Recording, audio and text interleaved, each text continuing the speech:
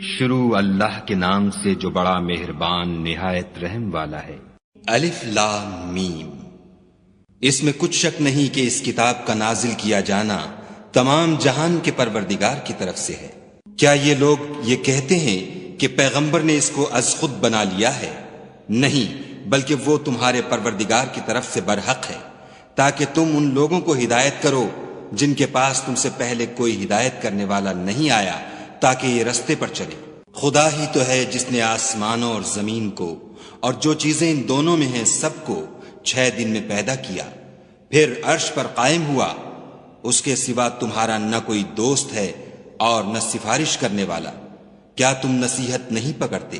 وہی آسمان سے زمین تک کے ہر کام کا انتظام کرتا ہے، پھر وہ ایک روز جس کی مقدار تمہارے شمار کے مطابق 1000 برس ہوگی، اس کی طرف صعود اور رجوع کرے گا۔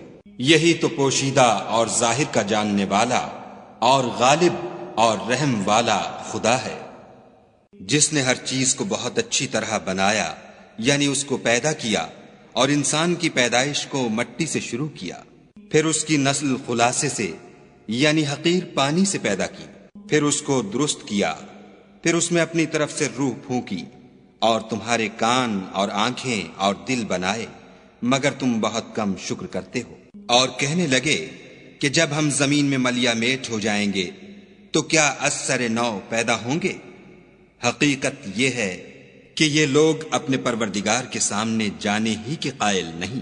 کہہ دو کہ موت کا فرشتہ جو تم پر مقرر کیا گیا ہے تمہاری روحیں قبض کر لیتا ہے، پھر تم اپنے پروردگار کی طرف لوٹائے جاؤ گے، اور تم تعجب کرو جب دیکھو کہ گناہ گار اپنے پروردگار کے سامنے سر جھکائے ہوں گے اور کہیں گے کہ اے ہمارے پروردگار، ہم نے دیکھ لیا اور سن لیا، تو ہم کو دنیا میں واپس بھیج دے کہ نیک عمل کریں، بے شک ہم یقین کرنے والے ہیں۔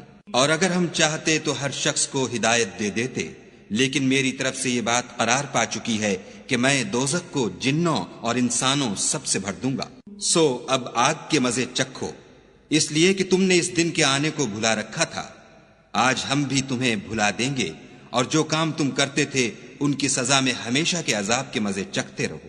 ہماری آیتوں پر تو وہی لوگ ایمان لاتے ہیں کہ جب ان کو ان سے نصیحت کی جاتی ہے تو سجدے میں گر پڑتے اور اپنے پروردگار کی تعریف کے ساتھ تسبیح کرتے ہیں اور غرور نہیں کرتے۔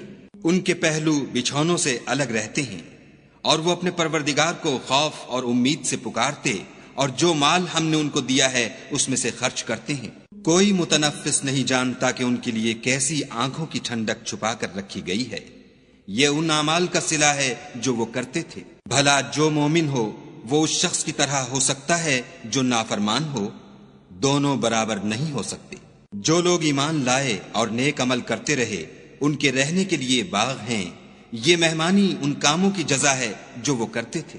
اور جنہوں نے نافرمانی کی ان کے رہنے کے لیے دوزخ ہے، جب چاہیں گے کہ اس میں سے نکل جائیں تو اس میں لوٹا دیے جائیں گے، اور ان سے کہا جائے گا کہ جس دوزخ کے عذاب کو تم جھوٹ سمجھتے تھے اس کے مزے چکھو، اور ہم ان کو قیامت کے بڑے عذاب کے سوا عذاب دنیا کا بھی مزہ چکھائیں گے، شاید ہماری طرف لوٹائیں۔ اور اس شخص سے بڑھ کر ظالم کون جس کو اس کے پروردگار کی آیتوں سے نصیحت کی جائے تو وہ ان سے منہ پھیر لے۔ ہم گناہ گاروں سے ضرور بدلہ لینے والے ہیں۔ اور ہم نے موسیٰ کو کتاب دی تو تم ان کے ملنے سے شک میں نہ ہونا، اور ہم نے اس کتاب کو یا موسیٰ کو بنی اسرائیل کے لیے ذریعہ ہدایت بنایا، اور ان میں سے ہم نے پیشوا بنائے تھے جو ہمارے حکم سے ہدایت کیا کرتے تھے جب وہ صبر کرتے تھے اور وہ ہماری آیتوں پر یقین رکھتے تھے۔ بلا شبہ تمہارا پروردگار ان میں جن باتوں میں وہ اختلاف کرتے تھے قیامت کے روز فیصلہ کر دے گا۔ کیا ان کو اس امر سے ہدایت نہ ہوئی کہ ہم نے ان سے پہلے بہت سی امتوں کو جن کے مقامات سکونت میں یہ چلتے پھرتے ہیں ہلاک کر دیا؟